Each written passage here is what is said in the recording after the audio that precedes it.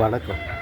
நம் இந்திய நாடு எல்லா விதத்திலும் தலை சிறந்ததாக நடந்து கொண்டிருக்கிறது. இது இந்திய நாட்டுக்கே கண் திருஷ்டி இருப்பதாக நான் கருதுகிறேன். நெல்லை மாவட்டத்திலிருந்து வாசனாளிப்பட்டோர், தமிழ்நாடு. ஏனென்றால் இந்திய நாடு எல்லா விதத்திலும் சிறந்ததாக விளங்குகிறது. ஒரு பங்கம் அன்பு செலுத்துவதிலும் அரவணைப்பு, ஜனநாயக நாடு. இந்த ஒன்றே போதும். மற்றவர்களுக்கு எரிகிறதா என்று தெரியவில்லை. ஆனால் கண் திருஷ்டியோ அதிகமாக இருக்கிறது. இதன் சான்று என்ன? எப்படி கண் திருஷ்டி என்று சொல்லுகிறீர்கள் என்று பார்த்தால், சற்று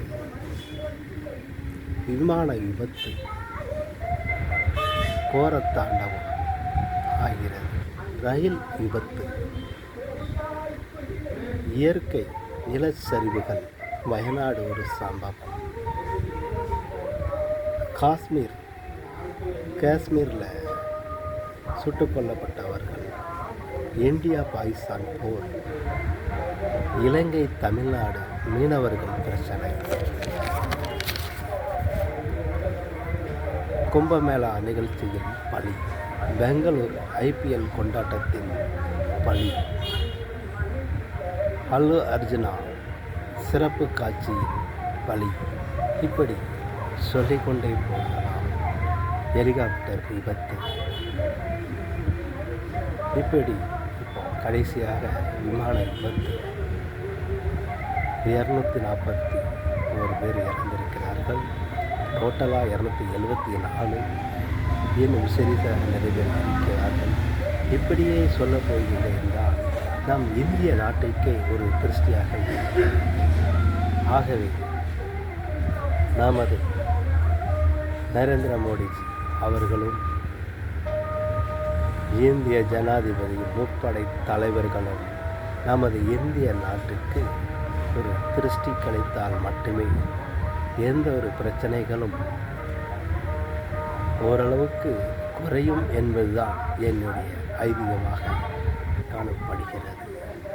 ஆகவே இந்த திருஷ்டியை கழித்தால் நல்லது நடக்கும் நம் நாட்டுக்கு.